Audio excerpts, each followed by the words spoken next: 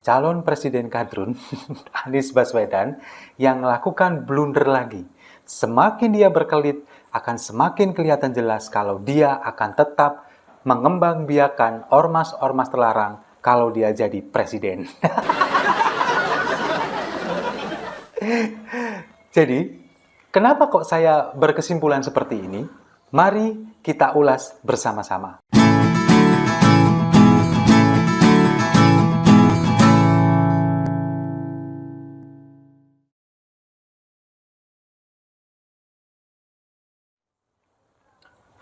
Salam damai untuk Indonesia, berjumpa lagi bersama saya, Papa Dimas.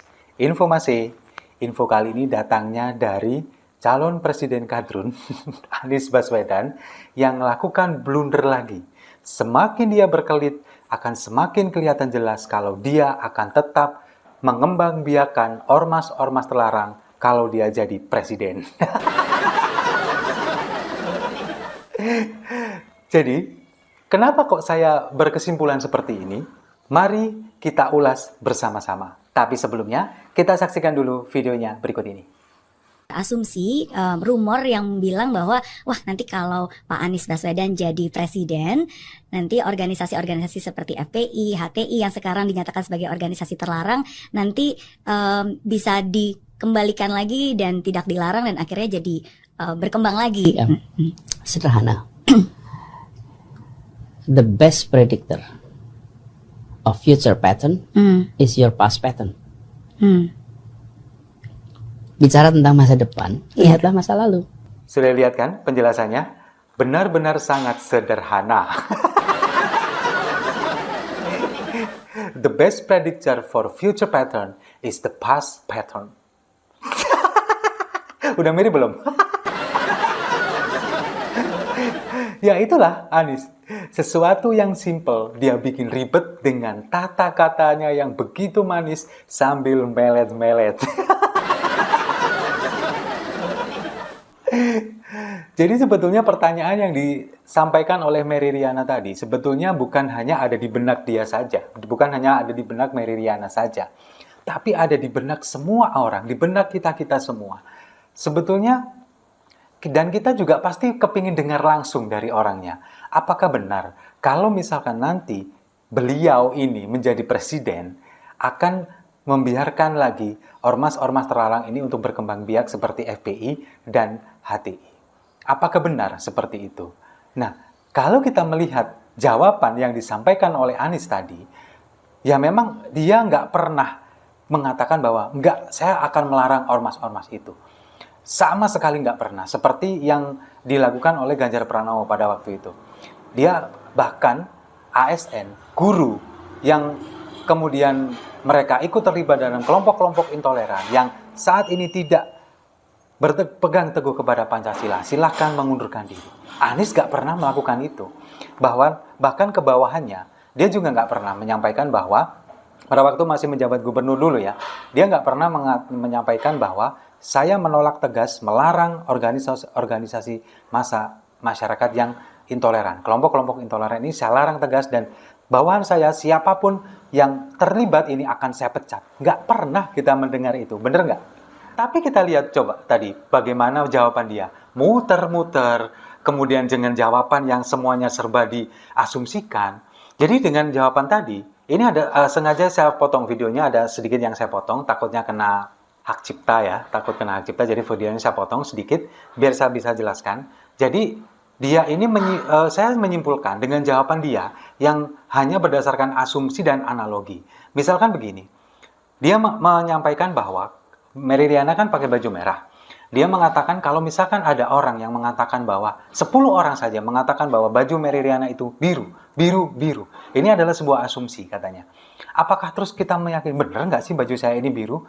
Ini merah kan? Tapi kenapa semua orang bicara biru? Jangan-jangan ini baju biru. Nah, itu yang dia bicara secara asumsi. Satu lagi, tentang air putih yang dia minum. Kalau 10 orang mengatakan itu air keras. Kemudian kita pasti ragu, benar nggak sih ini air keras? Padahal ini air putih. Jangan-jangan ini air keras.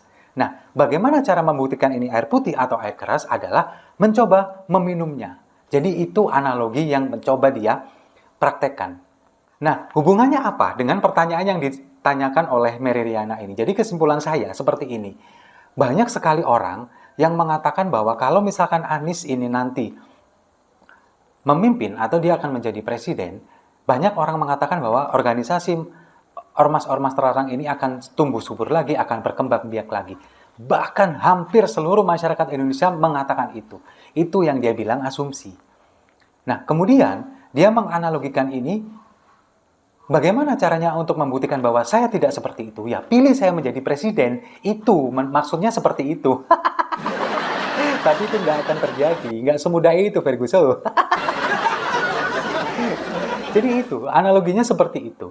Nah, kemudian dia menawarkan rekam jejak. Jadi apa yang dia sampaikan tadi bahwa the best predictor of the future pattern is the past pattern. Dia bilang, prediksi di masa depan itu, the best prediksi yang paling baik untuk melihat kita di masa depan adalah lihat kita di belakang, di masa lampau. Itu maksud dia. Jadi dia ini menawarkan rekam jejak. Coba lihat rekam jejak saya ketika saya memimpin DKI selama 5 tahun. Itu maksudnya. Jadi kesimpulan saya, dia ini ingin mengklaim bahwa ketika dia memimpin di DKI 5 tahun, ini tidak terjadi pengembangbiakan atau membiarkan organisasi masa terlarang ini dibiarkan tumbuh pesat. Dia ingin mengklaim bahwa seperti itu. Padahal faktanya memang seperti itu. Tapi kalau kita lihat pada waktu kampanye di tahun 2017, bagaimana ormas-ormas terlarang ini kemudian pendukung Anies Baswedan memainkan ayat dan mayat, melarang orang untuk menyolatkan jenazah dari pendukung Ahok yang dikatakan sebagai pendukung penista agama, mengusir orang seperti Jarod sholat Jumat di sebuah masjid. Ini yang mereka lakukan. Dan Anies Baswedan membiarkan itu semua. Dia seolah-olah menikmati itu, membiarkan itu bahwa ini yang ingin saya inginkan, dengan harapan, dengan cara apapun, menghalalkan segala cara, dia bisa memenangi pilkada itu. Tujuannya apa? Ya kayaknya sih supaya hutang yang 50M itu lunas. Itu rekam jejaknya. Jadi kalau misalkan kita melihat rekam jejaknya dia yang dia tawarkan, ini semakin jelas, semakin terlihat bahwa kalau misalkan dia jadi presiden, semakin menegaskan bahwa dia akan terus membiarkan ormas-ormas itu berkembang biak. Nah, pada waktu 5 tahun, dia mungkin meyakini, kalau menurut saya dia meyakini 5 tahun dia memimpin, ormas ini seperti tertidur. Ya iyalah, sekarang HTI sudah dibubarkan, dan pada saat dia menjabat gubernur, FPI pun dibubarkan oleh pemerintah pusat, bukan oleh dia.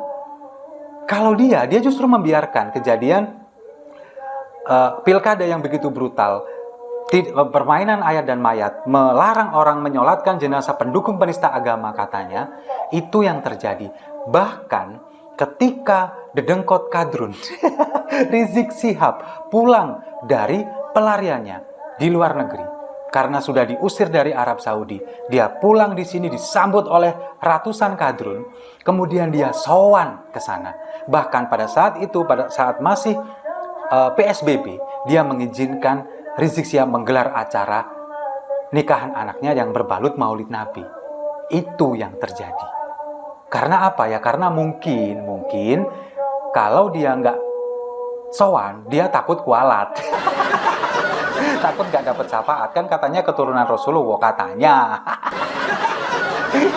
Jadi seperti itu. Kesimpulannya yaitu sudah jelas bahwa ketika nanti, semoga enggak, Anies Baswedan menjadi presiden, maka jelas organisasi yang sudah dilarang akan bangkit lagi dan akan dibiarkan berkembang biak. Karena apa? Karena beberapa waktu yang lalu kita juga sudah pernah disuguhkan bagaimana ex-HTI, ex-FPI, kemudian ex-napi teroris membuat deklarasi dukungan kepada Anies dengan tajuk Majelis Sang Presiden. Di sana mereka berkumpul secara terang-terangan mendeklarasikan Anies Baswedan sebagai presiden. Karena apa? Karena saya tahu dan semua orang juga pasti paham, Anies Baswedan satu-satunya orang yang bisa dimanfaatkan untuk mengakomodir kepentingan mereka.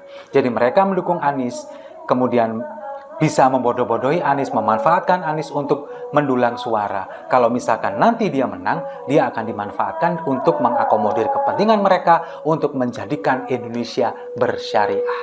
Itu kayaknya tujuannya. Jadi, bisa jadi kalau misalkan nanti Anies yang menjadi presiden, yang jadi pemimpin bukan Anies, bisa jadi si dedengkot kadrun yang katanya keturunan Rasulullah itu justru dia yang akan menyetir Anies Baswedan untuk mendirikan negara Islam bersyariat dan lain sebagainya. Jadi dengan podcast yang dilakukan oleh Mary Riana kemarin ini beberapa waktu yang lalu semakin menegaskan, semakin nyata bahwa kalau misalkan Anies Baswedan jadi presiden, jelas ormas terlarang akan bangkit dan akan berkembang biak. Dan kita tetap tidak akan membiarkan itu semua terjadi. Setuju ya?